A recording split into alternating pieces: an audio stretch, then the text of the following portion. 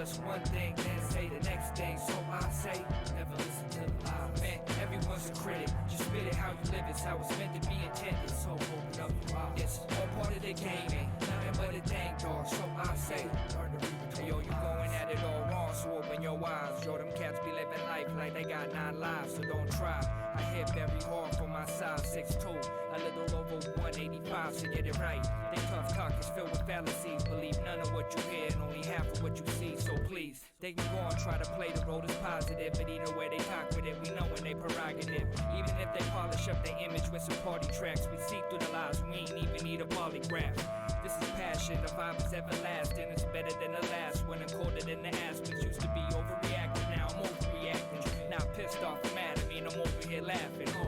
Shit is crazy, ain't it? The game is crazy, tainted. But I'ma do my thing and stay crazy fade. So many things that they said to us when we was kids, but it was all bullshit. Yeah, open up your eyes. They were trying to tell us one thing, then say the next thing. So I say, never listen to the lies. Man, everyone's a critic. Just spit it how you live, it's how it's meant to be intended. So open up your eyes. It's all part of the game, ain't nothing but a dang dog. So I say, learn to read between the lines.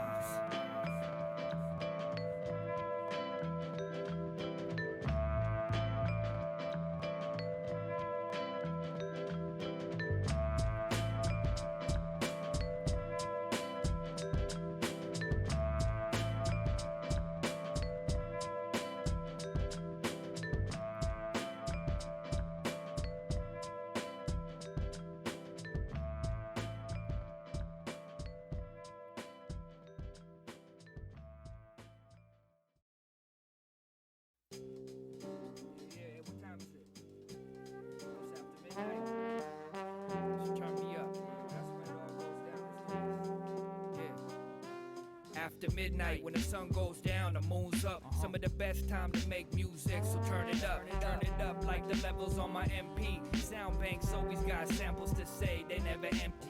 Dusty vinyl drums with the clicks and pops, 99-cent records. Mom and pop shops got 99-cent records, but a bitch ain't one. Music's kinda like my lady, so I treat her like one. Different than bitches I know to be Welcome, folks. Howdy. Happy Wednesday. I think Wednesday. Welcome. This is Wartime Optimism number 25, I think. I was typing that in just a minute ago, and I was kind of... It doesn't feel like we've done this for 25 days straight, which is kind of cool. I guess time flies when you're having fun, but here we are. Day number 25. I think we have a fun one today. We're going to be talking about mistakes. Before we get into that, I hope everyone's doing well. Thank you for being here. I do appreciate it. Oleg, Massimiliano, Jokin, Luca, Vlad, Edmundus, David. Good to see you guys. Milan. Guys, cheers. Hope your day is going well, or has gone well if you guys are in Europe and you guys are getting close to done. Let's talk about mistakes for a minute. And we're going to do we got some cool stuff today, I think. I was having a chat... with my good buddy Martin. I don't know how to pronounce his last name. I want to say Martin Van Oors. We met via already internet things, and we've been chatting. And he had a post of like file versions or something like that for a personal project he was working on. And my advice was burn the boats, right? Don't save iterations of your file. And I don't fully believe that, but I do think that there's quite a bit to be learned that I wish I had learned much younger in my career or earlier in my career about committing to decisions and kind of trusting yourself to fix mistakes. It was not uncommon, especially when I first got into ArcViz, to have a scene file named something like, Penthouse Living Room version 32 or whatever it might be by the end of a project. And that's a terrible mental place to be in. I never went back to version 19 or 1 or whatever it might be. And I thought that when I was doing it, like if I was going to make a big change in a scene, by doing that, I would be more confident to move forward. But what you're really kind of telling yourself is that you don't trust your decision or your ability to move forward. And I feel like that sinks in to kind of where you're mentally sitting and working, and you're not trusting yourself to be able to work forward. So I kind of stopped doing that almost entirely. So when it comes to like planning for mistakes and all that, I expect mistakes all of the time when I'm working, whether it's personal or professional works. But I do not do anything insofar as planning for them. I figure when they pop up, I'll have expected them, and so I won't be shocked that I've made a mistake. But I won't have like planned for them in the sense of trying to make sure that everything's editable and instances are preserved. And if before I collapse a mesh, I save a new version, or I don't do any of that stuff because it slows you down by constantly trying to like stay backwards compatible to your older versions in software. And it also, I think, has a huge effect on your confidence in moving forward as an artist. Uh, there's a lot of times I'll try something, it doesn't work, and I'll go back to an old way or old style of something. That's not uncommon at all, but I don't do it by finding an old version and starting it. I just say, okay, that sky doesn't look good. Let's, bring in a new one and just go back to where we were, but go back by going forward, if that makes sense. I'm not reverting the scene, I'm just changing it back to the way that it was before. And I think that there's a significant difference in that, especially when it comes to artwork, right? Like, you have to be able to trust your decisions moving forward and have confidence that if you make a mistake, if your scene goes completely garbage, it's gonna get better. Uh, you can fix it, I guess, is the lesson. So that's kind of my overall outlook about mistakes. We're going to talk more about it. You should read Creativity Inc. If this is something that you feel like is something you're struggling with, he has a lot of advice on how they handle it within Pixar, where like the stakes are very high financially, but they need to have the freedom to make mistakes, and so they actually preserve a culture and a mindset of making mistakes is okay, just make them fast. And then we'll fix them when we come to them. We're not going to plan for every contingency. So I think there's a lot to be learned. I think it's helped my workflow and my mental state and my efficiency greatly. So I don't tend to save a lot of versions of my scenes. I'll maybe nowadays for professional projects, the final like 3D scene will be version 2 or maybe version 3 at most. For personal stuff, it's always number 1. So I've set up an exercise today. I didn't come up with it. It was a Feng Zhu suggestion from one of his. I'm going to work in Photoshop today with one. I'm going to give myself, let's say, 2 undos, 1 undo. 1 undo. I think 1 undo is fair. And maybe 1 extra layer is the idea. Because a lot of my workflow does involve drawing on a layer and then pulling that effect back. We'll say 1 layer above the base layer I'm allowed, and we're going to do a lot of work. Before we get to that, I've set up a 3D scene. We have a little time lapse. I spent exactly 28 minutes on setting up a little raw render to paint over. And so we'll watch that. Before we get to that, I wanted to take a quick look. There were some questions yesterday about how I ended up finishing the heavy metal shot that we looked at yesterday and that I posted in the evening. So let's switch to that. Let's see. You guys should be able to see it. So this was the final version that you guys are looking at now. And the last time you guys saw it, it looked like this. So it ended up getting a lot darker. And if we look at how it came from the beginning, oops, what is going on? Click for me. There we go. If we look at where it started from, what is going on with, maybe it's the mouse. Who knows what's going on right now? That was the original version, super bright, and we basically kept getting darker and darker to where the only thing that remained with that brightness was up there. And so this is what I didn't post. I have a time lapse of what I did there, but there's nothing special. I just kind of kept painting in darkness, basically, either through curves or actual paint. And I removed a ton of detail from everything except for the focal points. So yeah, that was the kind of overall post-production. I really like it. I'm always telling people to protect your highlights, and sometimes I don't do it. But I think even at this point, for the mood that this image wanted to have, this is way too bright of an overall tonality. In fact, I think if we put just a curves layer on top of this whole thing and just pull down the midtones, we get pretty close to the final version. Like really close to the final version. Some could argue better. Anyways, so that's what we did. That's what I did afterwards. I don't think that there's much to be gained from watching the time lapse. I watched through it. It was like 20 minutes of painting. And as you can see from this, I could have basically just put a curves and pulled the midtones way down all the way throughout. And that would have gotten us pretty close, minus some little things that I painted in there. So, moving onward. This is the little render that I made in 28 minutes right before we started this thing. Still using the heavy metal kit because there's some little pieces that I haven't played with. This was kind of an idea I had in my head, and I quickly roughed it out in 3D, and I have a time lapse so we can kind of see how I got there. This part's not really about making mistakes, I suppose, but it is. Will at least give you guys a little bit of the context of how I got here in 28 minutes. So, and it doesn't take 28 minutes. The time lapse is 5 minutes long. All right, so let's watch that. And I can use this time to kind of collect myself about how I'm going to paint this guy. But there is something to be said, like working in 3D, back to the topic of mistakes and trusting your decisions.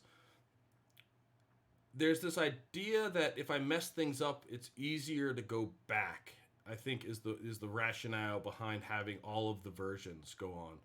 And what I have found is the mental energy it takes to think, oh, this is a big change. I can't trust myself not to fuck this up, so I am going to go through and save a copy, and then if this doesn't go well, just that whole mental process belies a lack of confidence, A, but it also is wasting time. By the time you get through saving the other version and everything else, you probably could have tried the idea you had, and if you didn't like it, undone it by just moving things back or changing settings back or whatever it might be. And you would have had the experience of having seen that result and said, yes, that doesn't work, or one part of it does work and another part doesn't, which is going to make your work stronger, right? Because you've actually taken a chance, you've tried something, didn't work, but you probably got some new ideas of what might work moving forward. So I think the more that you guys can impress on yourselves, at least this is what I have found for myself, the idea that making mistakes is to be expected and not to be planned for. And when I make mistakes, okay, not a problem. I can fix them. Historically, I've always been able to fix the problem. So I should start believing that any mistakes I make in the future, I'll also be able to fix. And that's part of the creative process, right? Like these cliffs, I didn't make nearly as far away from the camera as I probably should have. I guess you could call that a mistake. And instead of actually fixing it, I'm just scaling those buildings down so that now they look much further away relative to the kind of mid-ground buildings. And yeah, it's a cheat, but it's going to work. Or I think it's going to work. We'll find out by the end of this if it's going to work. And once we get into Photoshop here, I think we're going to see a lot of mistakes today. That's kind of the hope. And hopefully none of them absolutely and utterly paralyze me. You never know. But they haven't in the past. I suspect I'll live through this one as well. My favorite little cliff trick, just using the same map that you guys have seen me use before and more. We're going to paint these a decent amount, but it gives us at least a rocky outline to start with. And yeah, I don't think... Is this the first time this is rendered being pulled up? I think so. Yeah, so I had this idea that it was going to be dusky nighty. I love these kind of isolated cliff house ideas. I'd love to live in a place like this. Kind of reminds me of the coast of Scotland or Ireland or England or something. And I think it would be amazing to live there. I think that's why I keep going. I've been liking these kind of solitary houses for a while, well before all the social isolation that we have going on right now. But yeah, I'm not really tweaking anything specifically here. I'm just I added some noise to the water. I add some lights here real quick as I felt like we needed them. And by putting in a little bit of lights, the whole time I was thinking, okay, if you're going to paint over this in Photoshop as the end goal of this whole exercise, you might as well at least give yourself a little bit of things that you can then work from. And so having a little bit of a sense of light, a little bit of color, the colors that I sort of have in mind, I think that we're going to be able to hopefully get somewhere cool. I don't know. This will be the third time I'm kind of working in this way now. The first was unintentionally with that farmhouse. The second was intentionally with that Venice sketch we did a couple of days ago. So this will be the third. And I think that I'm due for, things not working. And if I don't get to a place that I like in, the hour that we have today, I'll probably keep working on it, and I'll show you what I did. Because I think that there's something cool in this image. Obviously, I didn't spend a lot of time thinking about the composition. I didn't sketch anything beforehand. I didn't do a ton of tweaking outside of the very beginning. But I think that there's something cool here, and we're gonna find out if I can do something cool with that. So that is the plan. That is kind of my overarching theory on mistakes, which is embrace them. They're part of the creative process. Don't be afraid of them, and don't let them waste your time. And wasting time is, in my opinion, the worst thing you can do. By committing to your decisions and moving forward, you don't waste time, A, worrying about mistakes that you're going to make, which means that you also have more time to make things cool. Okay, so that's the end of the video, and that brings us back to here, and we are going to start painting at this point. Yeah, I need to turn, this is incredibly bright in my eyes. Because we're working on a dark image, there's a chance that I might turn off that light at some point, just so I can, the glare, that is much brighter than this monitor. And we're also going to change this to dark gray, because I think I did the Venice one on a black background, and then when I posted it and saw it against a white background, I'm like, oh, I should have made that a little bit brighter. But hey, there's a mistake. I'm not even going to bother fixing it. Life goes on. But for this one, we'll go with dark gray. I would love to know how you guys approach making mistakes. I think it's an important part of the creative process. I think that how you deal with them has bigger repercussions than it seems with how efficiently you guys can work. So I'd love to know your guys' tactics, mindsets, mental models for dealing with them. I'm sure that mine can be improved. Let's go down and see. Let's see. History states we're going to go with 2. All right, because I think it this way, if we make some marks, we should be able to undo. Oh, can we not even undo that? Ooh. Let's see how many undo states 2 actually translates to. So if we go 1, and we go 2, and we go 3. Okay, so 2 history states gives me 1 undo for this drawing. Which means if I make a mistake, I'll have to fix it, and I can't undo it, basically, with the exception of like a completely and utterly errant brushstroke, which I get 1 undo. Milan, there's going to be some fixing. There's no question about it. And I am okay with that. It also means, because you guys keep track of me on the right here, I'm going to try, we have this base layer down at the bottom that I have locked so that we can reference how we started at any given point. But I'm going to try and not to use 1 extra layer from this, so that if I want to go through and take a curves adjustment or something and desaturate this blue and maybe darken it a little bit, I can't really do anything else, or I'm not supposed to do anything else without merging that down first. So that's going to be kind of, those are the rules of today. I'm actually going to go ahead and make this a bit darker. I figure before I start fully painting, I am going to use a brushy paint stroke for this. I'm going to kind of start to get some of the tonality and some of the low-hanging fruits, so to speak, there. And I think this also lets me start to kind of mess up some of my canvas. Ooh, that merging every time is going to be a interesting process, I think. So we can go through and we can make a whole bunch of changes here overall. And then this way, the extra layer is really just so I can do that, right? I can do something, commit to it, and then merge it back down. That's the goal here. So yeah.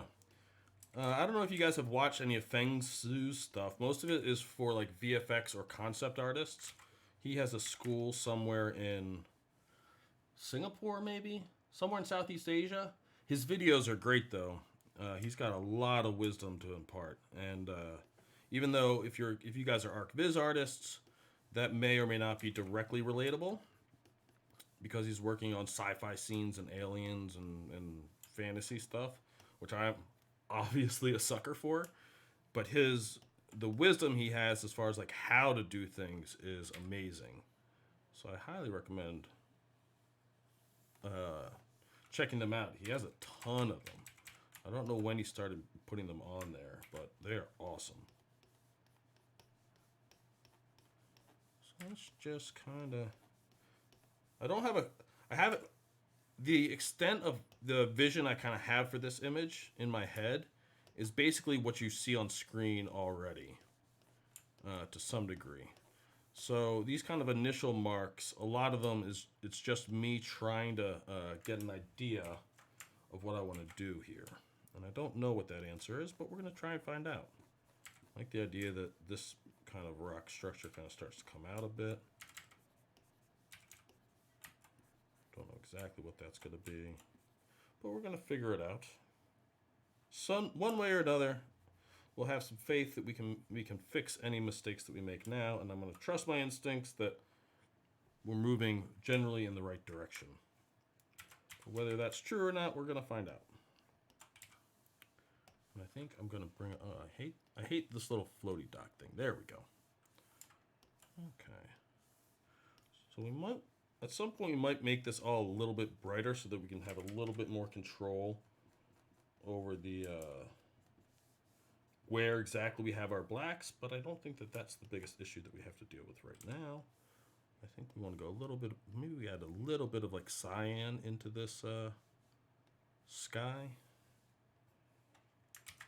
There's my one undo that I get. That doesn't look good. We'll have to keep painting on that. But, you know, the nice thing with painting is that we can always just paint over stuff. I like that. Maybe we want to bring some of these guys out. What shape should this guy have? I feel like it's brooding, so I think I want it to slope away from what I'm looking at. Oh, Vlad, I'm so glad that you watch him, dude. He is one of my favorite. The missus doesn't particularly enjoy them. So he's one of my favorite things to watch. If the missus is already in bed and I'm awake having a nightcap or something of the sort, he's one of my favorite things to watch right before bed. Just spend half an hour to an hour watching one of his videos and kind of hearing how his approach to things, 3D concept, process related. He does talk a lot about technical stuff, probably more about technical stuff than I do here. But he also talks a lot about the stuff that I am most interested in, which is really kind of the psychic or philosophical approach to art. And so I'll put him in the description after this. And I should get an idea of time. Okay, so we have officially, oh, I hate you, Photoshop. We have 35 minutes. Oh, I forgot music. Let's put on, do you guys like having the music in the background or not? It feels good to me. I feel like a little bit of music in the background. My man Sinuous is nice, and it's good for me working, I feel like, as well. So let's go ahead and put him on.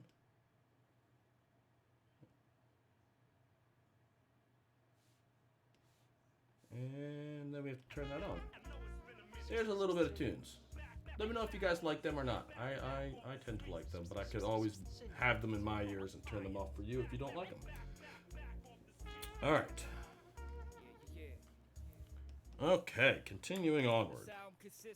You can see I haven't really done anything with the buildings yet. I'm still very much trying to figure out what I'm going to do with this guy. All right. So we're starting to already give it a whole bunch of depth. I think I want some highlights in here, and I think we're just going to go ahead and start making some bright marks. Some bright painterly marks. Let's start messing this up a bit.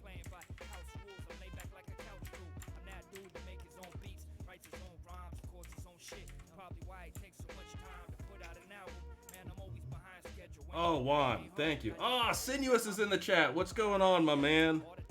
Dude. Jay, aka Sinuous, and I became friends somewhere over the internet. Something about 3D before I knew that you made music. And at one point we were talking about hip hop, in rap, and I was mentioning some of my favorite guys. And you're like, oh, dude, you like knew some of those guys. And you sent me your tunes, and I'm pretty sure I spent like the next entire month just working to your music. Like something about the combination of like very like melodic background tracks on top of the actual rapping on top of it is just, it's perfect for me. And Jay, we were supposed to have a chat last week and it didn't happen, so we gotta make that happen this week. These things are taking up more of my time than I expected to.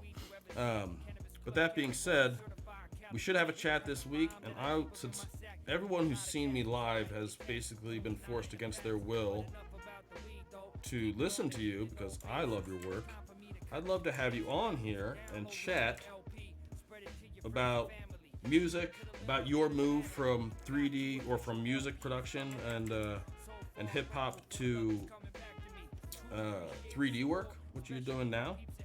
I think it'd be a super interesting conversation, and you know, I'm down for it. So let's get that figured out. But yeah, you guys in the chat, you guys are hanging out with one of my favorite hip hop artists in the world right now. Okay, let's rough up that edge a little bit.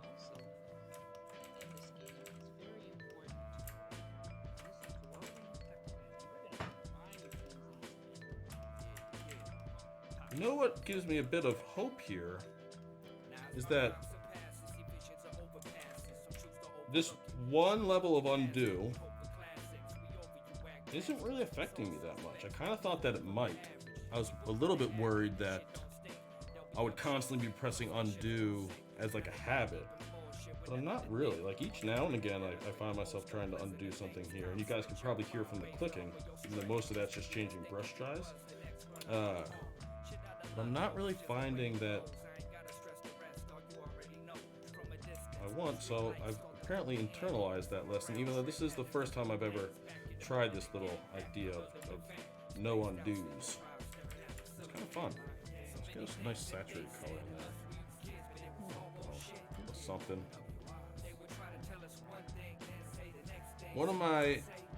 I took a class when I was in grad school. I did grad school for architecture at Penn. And when I was there, I went and studied at the AA, the Architectural Association in London. And I took a class there called Painting Architecture, I think was the name of it. And it was the first time I bought a Wacom tablet. That was the Intuos 4, which I used up until like a year ago, and I still have, and I still use when I do workshops. Not at home, which I mean, a workshop, I've never done a workshop at home. And it really changed my thinking about basically all things ArcViz, production. I was still in an architecture school, but I had already kind of decided I liked images a lot more. And it was a really transformative class for me, and the professor's name was Alex P. Kaiser. You guys have probably heard me talk about him before. But his big piece of advice when we were making these like weird, mechy pieces of architecture by bashing things in 3D, or in 2D, excuse me, just like overlaying line drawings from old steam engines and planes and stuff. One of the things that he said was like, if you find yourself stuck or not sure what to do, the best thing that you can do is just merge all of your layers down to one and keep moving forward. Just make a decision and go with it. Right? Worst comes to worst, you could always start over from scratch. And I would argue that starting over from scratch is different mentally than going back and just trying to find an old version and go with that. So that was amazing. Oh, you guys are trying. Oh. Sinuous, if you shoot that to me, the link that you're trying to post, I can post it. If you shoot it to me via Facebook. Da, da, da.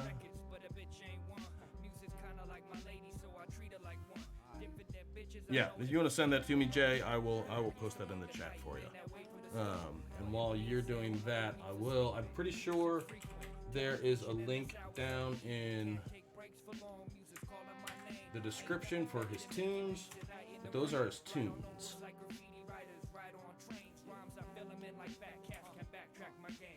Okay. Okay. I mean, even in a couple of minutes, this is already. I'm already happy about what this is doing. Whereas with the Venice one, I had a pretty clear idea of how I wanted to change it as soon as I got into 3D. For this one, I don't really. But I guess I do have a bit of a mental image of what I want this to look like overall, or like the feelings that I want to come out of it. Oops. Paint those out. And I should note, I guess it's a little bit of an unfair advantage.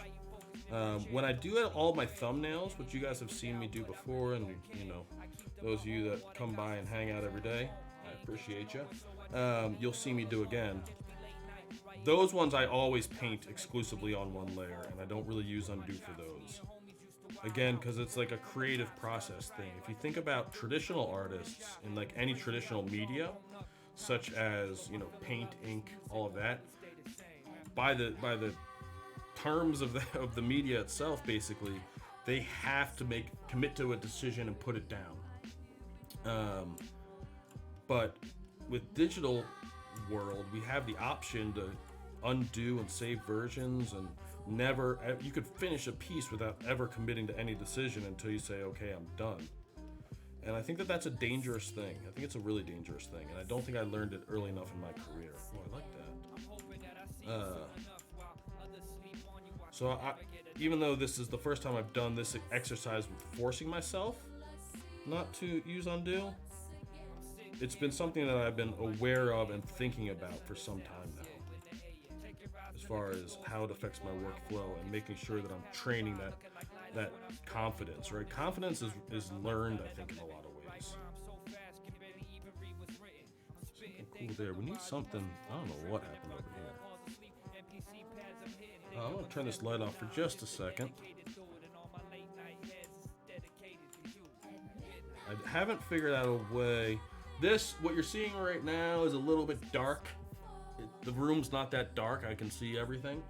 But I do have blackout shades in here, and I do tend to work with almost no lights on, so that I don't have to have my monitors being that bright, and so that I'm not seeing glare or reflections or anything like that on my screen. And when I turn this, light on that I have above my monitor so you guys can see me, it like changes what I see in this painting.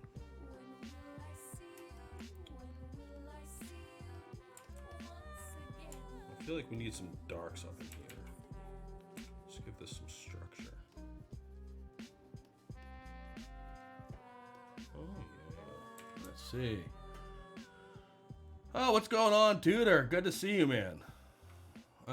Thank you for stopping by and saying hello. I appreciate it.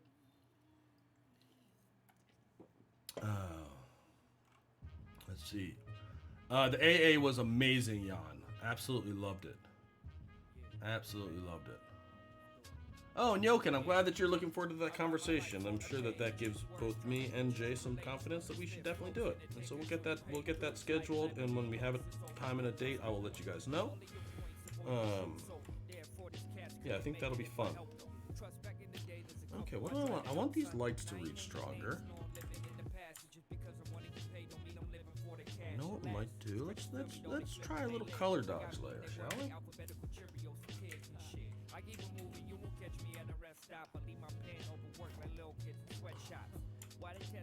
One of the things that I thought was actually really cool with the image that we were looking at that I'd made yesterday, and we looked at very, very briefly today, even though that doesn't have like a paint stroke painterly feel to it, I did basically, just using not as painterly of brushes, paint the background. I feel like I'm already learning stuff from these little exercises, which I'm really, really excited about. Because usually it takes a while before those sorts of things really kind of sink in, I think, historically.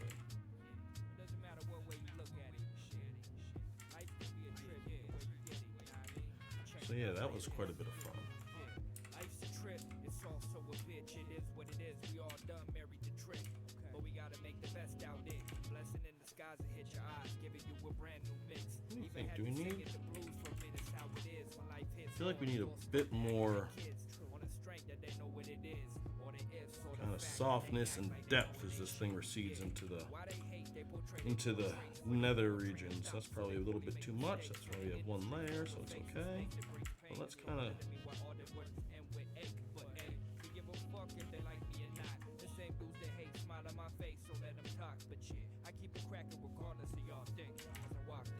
little bit more color into this guy.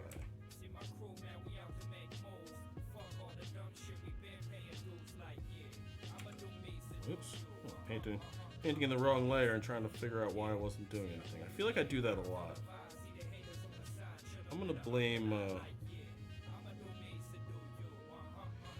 Photoshop and how they manage switching between those layers without telling us. That might be too much. Is it in this layer?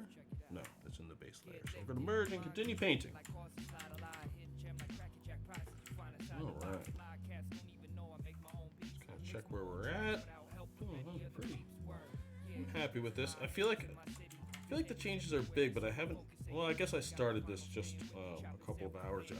I did this in 3D right before we started the stream, and so I'm still kind of, I guess, working towards that initial idea that I had in my head. That's too bright.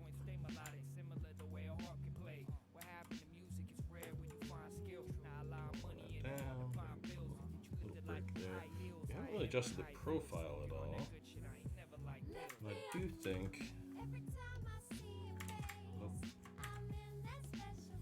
think we need to pull this edge out just a little bit. Not much, just a little.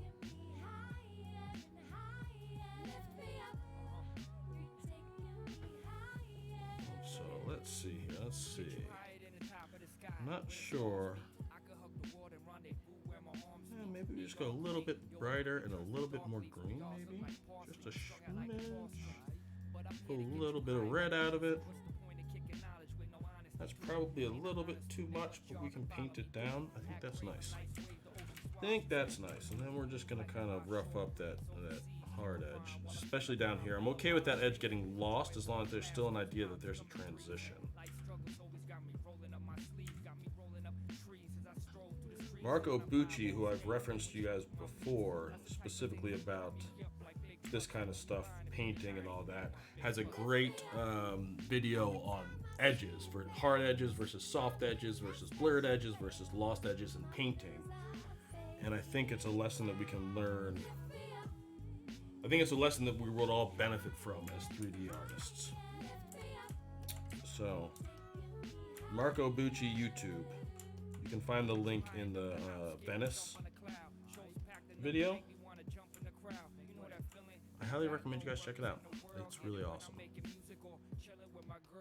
do something cooler down here with this. I feel like that red is a little cool for my liking. Let's add some. Yeah, let's take that. Let's take a little bit of magenta out of it. That's a better color. That looks nicer with this, I think. Selective color, super powerful, but easy to fuck up. Oh, Oleg, I'm glad you checked him out. I like that he takes 10-minute videos, makes them quite interesting. But a lot of kind of the opposite of this stream, right? He takes a lot of information and packs it into a short amount of time, and I take a little bit of information and stretch it out freeform in an hour. But what can you do? One of these days I will get better. I'm trying to work on that video for the heavy metal cover. I'm trying to work on a video for that, and I'm hoping that I get some amount of confidence and ability to edit things so that I can make some of those for you guys.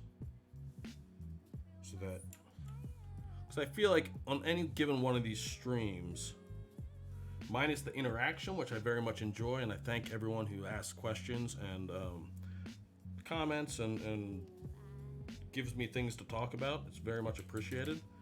But minus that, I feel like I probably could fit everything of substance that I say in any of these given things probably down to, like, let's be honest, like 4 or 5 minutes if I thought about it. So I will try and make some of those for you guys. If I go radio silent on that for a while, hold me to it.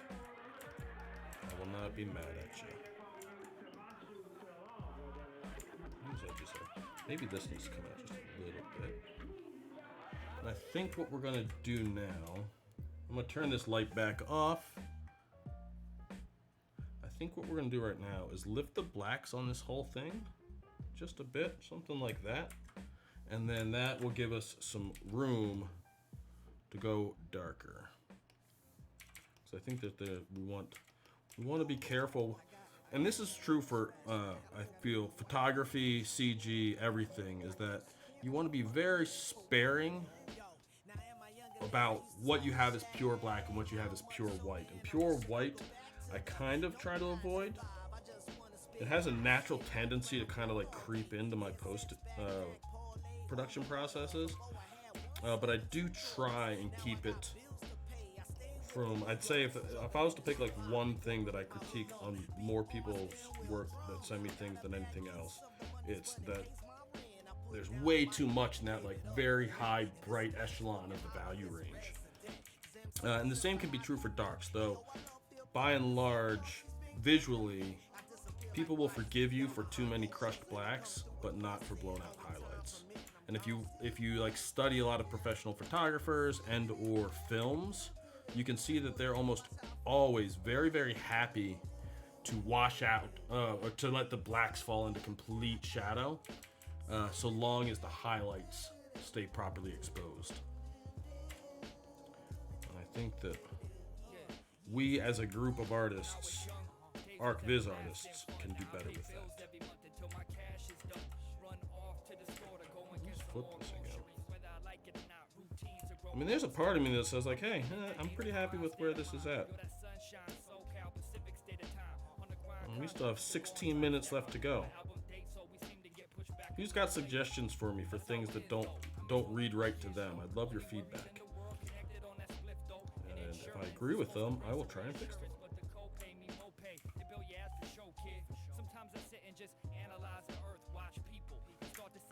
And you know, we haven't actually touched these buildings. Maybe we'll go in and doodle these a little bit. And since this is the first time I'm zooming in, let's pull up a navigator window so I can see what I'm doing. That might be cool to have like a streak of light up here.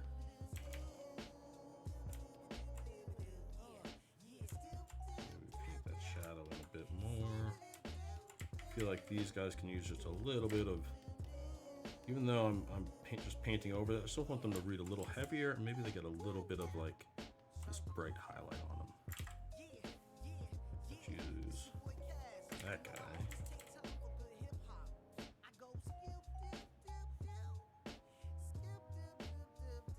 Let's just get some little highlights going up here. Come on. There we go. That wasn't the right spot. Just a little bit of life. I mean, the most important thing kind of about these buildings is the silhouette, right? And the silhouette we had from the beginning. Do I like? Let's kind of. We're losing a bit too much back here. Let's go in and clean this up a little bit.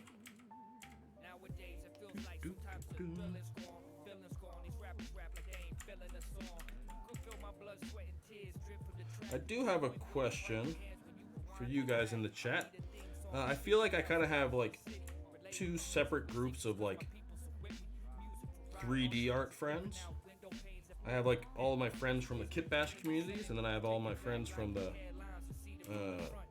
ArcViz communities, and I feel like those groups are starting to overlap more, which I'm really, really excited about. For a long time, I've been saying that the ArcViz community is unduly separated itself from a lot of the rest of the CG world, so I get really excited when I see people from one group popping up in another. So I'm sure you know who you are that I'm talking about if you're in the chat, and I'm just saying I appreciate you. But I would love to know what or do we have more kind of concept and VFX type art or game art or film stuff in the chat today, or do we have more ArcViz people? And for the ArcViz people, do you guys like this kind of completely not really ArcVizzy stuff? I'm obviously a sucker for it. All right, that kind of brings a little bit of form and structure back there. Ooh, I like that.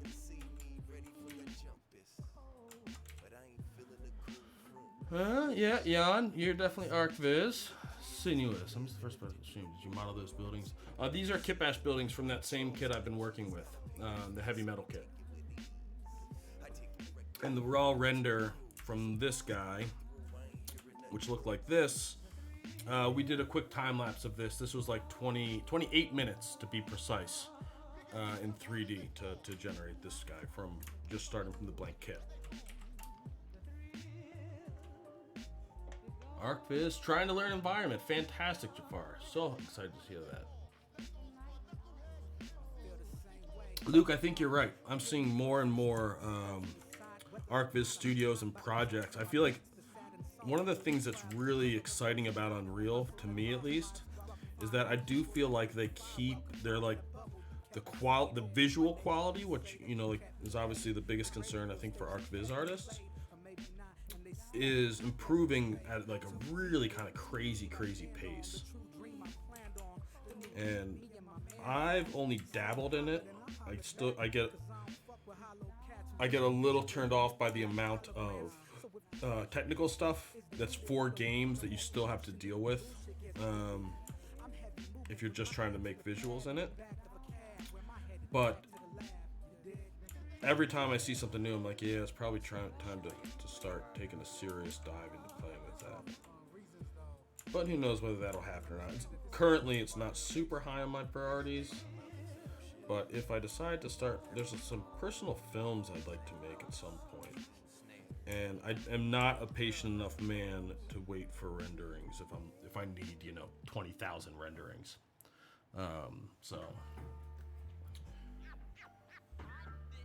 Yokin, ArcViz is a hobbyist, but after watching all your streams, definitely inspired, so dabbling in 2D stuff as well. Hell yeah. There, you can kind of see my that was a thumbs up. And Oleg, ArcViz as well, of course. Oleg, it is kind of easy. It's just like, it's a matter of thinking a little bit different, right? You approach it in a slightly different mindset. And you lower your quality, or you raise your threshold for messiness significantly, and you're good to go. I only started doing non-ArcVizzy CG. It was when Droki started, which was maybe 2 years ago? 3 years ago?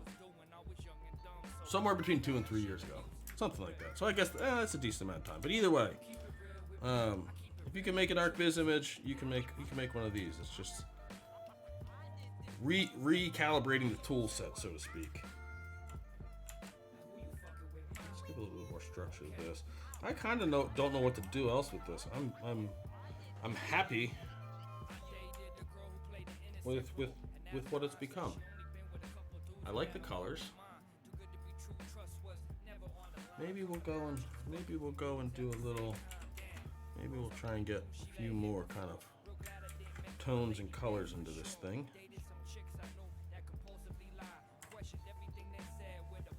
Oops, nope, not allowed that.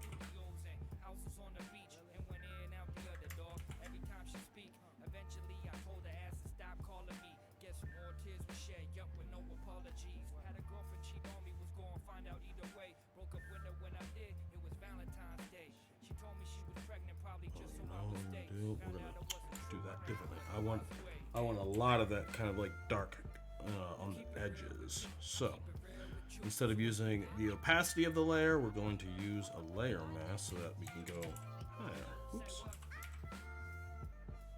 There we go. All right, Jan. I've already kind of committed to doing these daily until we're allowed outside again. So I'm couple more days, I expect you to get started, buddy. I'm gonna hold you to it. Can't wait to see what you make. Well, Jay, you've been learning all kinds of crazy stuff, which is awesome. And I do like that you jump into software just at like, yeah, this could be cool. I'm gonna go for it. I think that's an amazing, amazing thing. And that looked a little bit weird.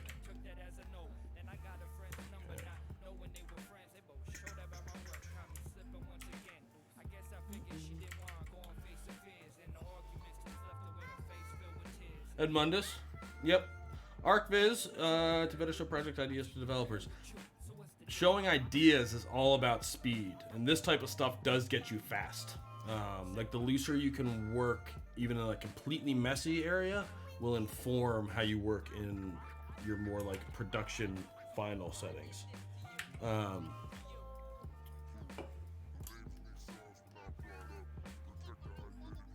Yeah, Luke, people have really been talking a lot about twin motion recently. I've never used it. I've seen people use it. I've never actually used it, but people keep talking about it, and you know, I guess I need to at least look into it to understand what it is. Milan, photorealism is getting easier and easier. 10 years ago, if you could do photoreal work, that was enough to get you, win jobs. Now it's expected. And it's also easier to do. It used to be a lot more technical, and also B, like more post work to kind of cheat things that you couldn't get out of a render engine. Nowadays, we're all spoiled in the best of ways. And so like I think that the more soft skill parts of the jobs, concept, mood, feel, atmosphere, color, the things that those engines will not necessarily give you right away are going to continue to become more important as like a differentiator between firms. Because, think about photographers. Anybody can take a professional quality photograph as far as photorealism goes. Just by, well, honestly, an iPhone takes that now. But anyone can go out and buy a camera. And the equipment is not what's special about it. And I think that's going to happen more and more in CG. Absolutely. Michaela, good to see you. And I'm so glad that you have a gift for your dad now.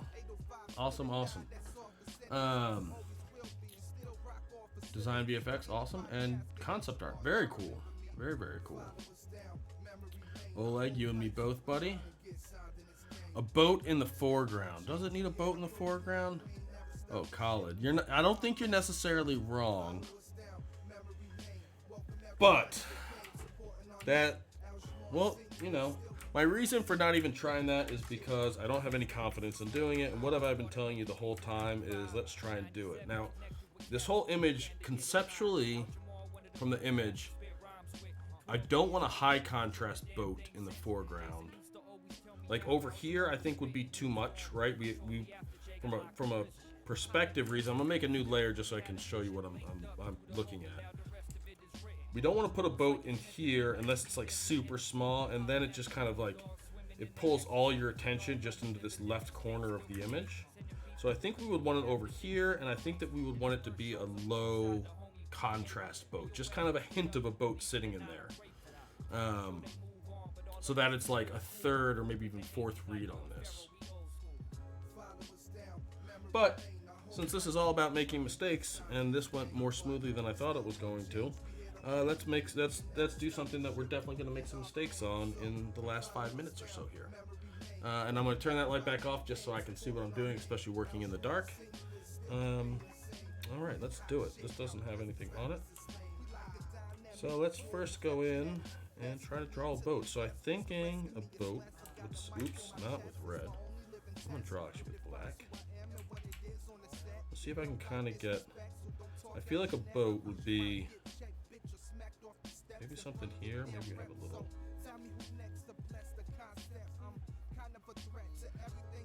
I'm just using a hard brush to kind of get like a shape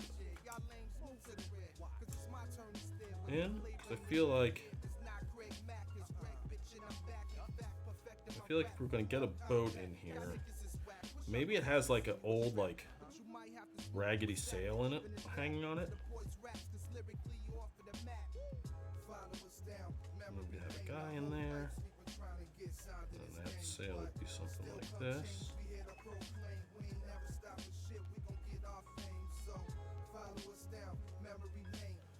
And then let's lock the transparency on that, grab a brush, and introduce a little bit of color into this.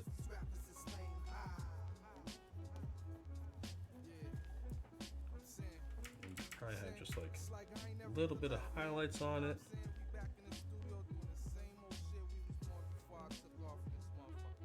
And I think we just want to move it a little bit.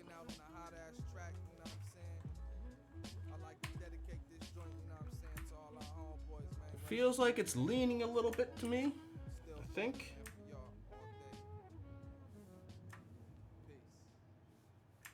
Thank you for letting me not be lazy. I do appreciate it.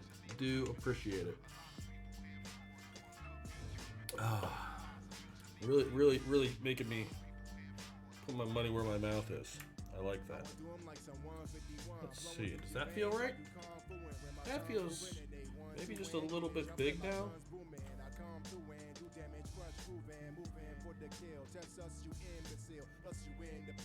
All right, let's see. Let's go ahead and commit to this, and if we have to paint it out, life will go on. But let's see what we can do here.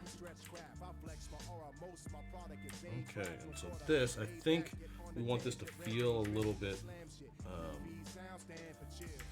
like a linen. We'll pull out a hard brush maybe and actually try to get some edges in this. Let's see if we can't. Let's see if we can't actually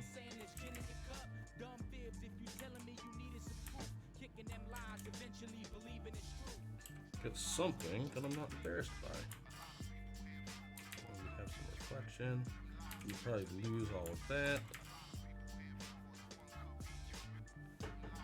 And now it looks to me like it's pointed the wrong direction.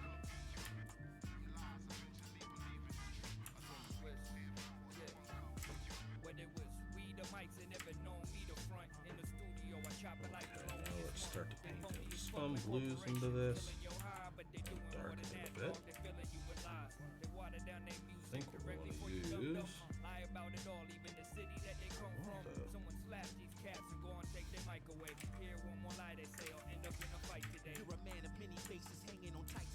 A little bit of texture into this. I wouldn't say that that looks like a sail, but you know, hey, like I said, this is like the type of thing that I'd like to be a lot better at. But I'm definitely not at the moment. Okay, so I think that sail's entirely too dark. Oh, that's not right. Or too light, excuse me. Let's grab just that color and pull it down, keep it desaturated.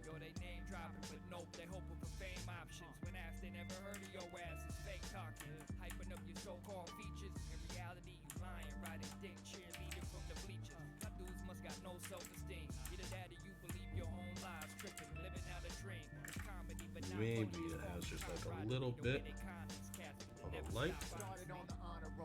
Just a little soft one.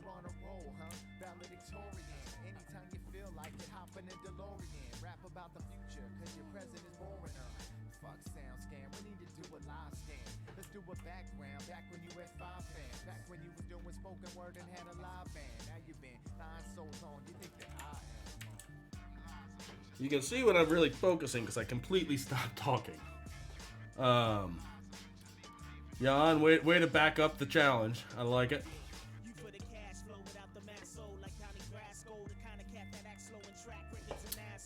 Juan, I don't totally disagree with you. I don't know if this fully helped it, but it was a challenge, and the idea really of like any of these paintings is to be able to test things quickly. Right, I think that we could paint this out very quickly because we didn't paint over anything. It's not like we blocked a building. It would take a long time to paint this out, even with it built into this layer.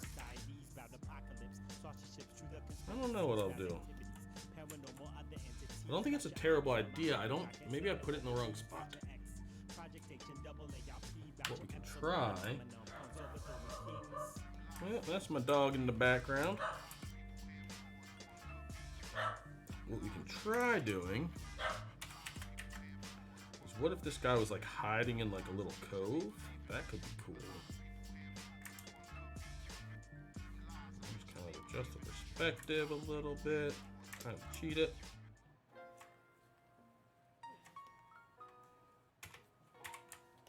Right, the nice thing about this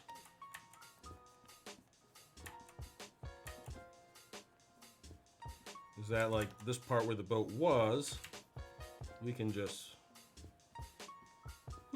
only takes a second to paint over, right?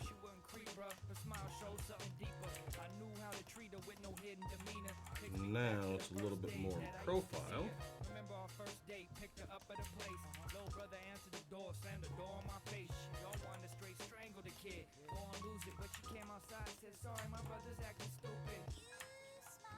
And it was done. I was no longer tripping off a brother acting dumb. It's shit like that that lets you know it's true.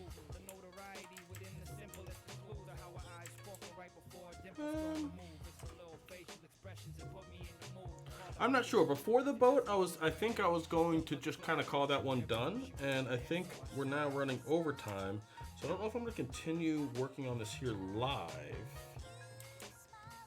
but I'm not sure what the decision is on it yet. I'm not sure if I want to give up on it and just paint it away, or keep it and just work on it to the point where I don't mind the idea that there's a little boat in the foreground, conceptually.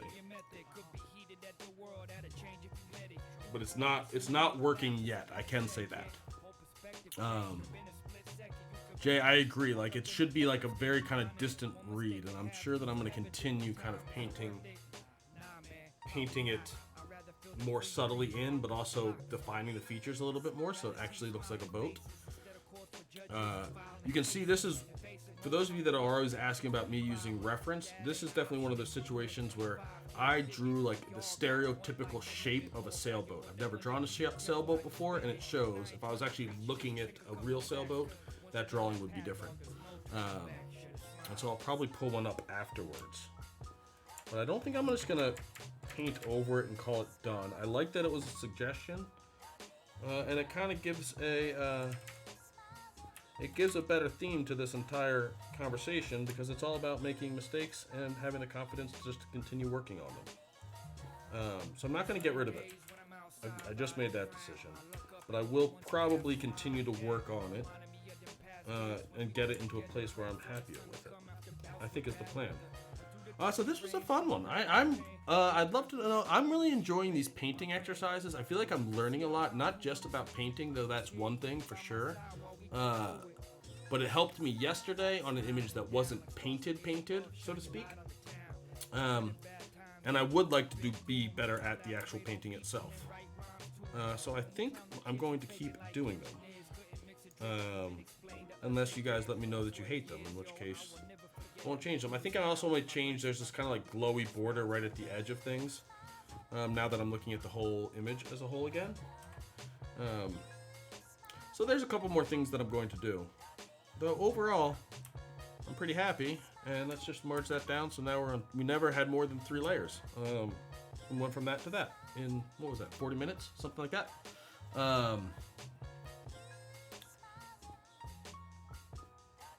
Yeah, so I think we can make it so that it adds to the overall composition and not without stealing too much attention to itself. And that, I think, will add a little bit of richness to it. It's also kind of like an old-timey saily boat, and then the buildings are like the futuristic, crazy cool heavy metal kit. So maybe I'll change the form of it a little bit too. I'm gonna keep playing with it. It's a good challenge. Anything that I don't feel comfortable with is something that I could probably learn something from. So thank you for the suggestion and urging me to do it. Very much appreciate it.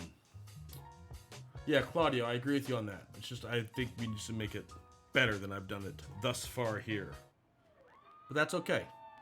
We can do that. Oh, like that would be dangerous. Though I kind of already do that a little bit, I hope. I'm happy to at least try any suggestions you guys give me. Maybe we need to have like a vote of some sort beforehand. But yeah, all right, guys. So I'm gonna call that a day for today because I got to get back to real work. Luke, glad you enjoyed it, and thank you for the encouragement. It's nice to know that it's enjoyed.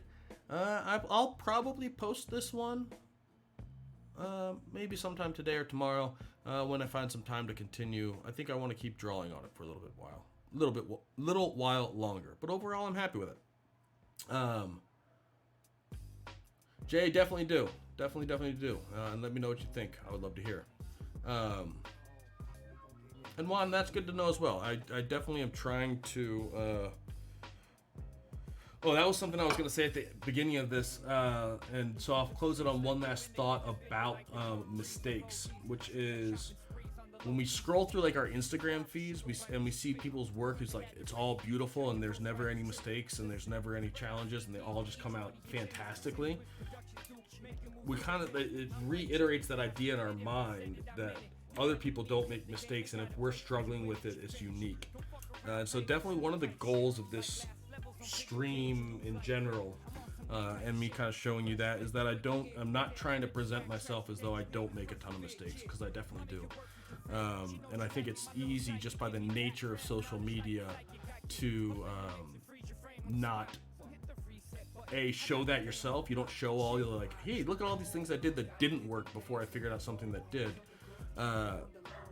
That's kind of natural to it, and I think that on top of that, our brains interpret it different from the reality. So yeah, I very much am keen on not making it seem like I have all the answers, because I don't. Anyone who's been listening to this stream for a while knows that I don't have all the answers, but I'll keep giving you at least my 2 cents, or whatever they are worth. So guys, thank you so much for hanging out and contributing to the chat and giving me some inspiration and encouragement to keep pushing myself further forward. Tomorrow, we got Patrick Vogel. Today's Wednesday, tomorrow's Thursday. We got Patrick Vogel from Alt Shift. He's going to be teaching me Thai flow. I can't wait. I'm super excited. It should be a good one. He's always got interesting things to say, and I learn a lot from him. So I hope everyone comes and hangs out with us. It'll probably be mildly disorganized and hopefully somewhat informative, but definitely entertaining. So, all right, guys. Oleg, I'm stocked on beers. Don't you worry. Some whiskey may even come out. All right, guys, that is it for today. Awkward sign-off time. Until tomorrow, be well and stay positive. Take care of one another, but, stay away from one another at the same time. All right, thank you all, guys. We will see you soon. And boop.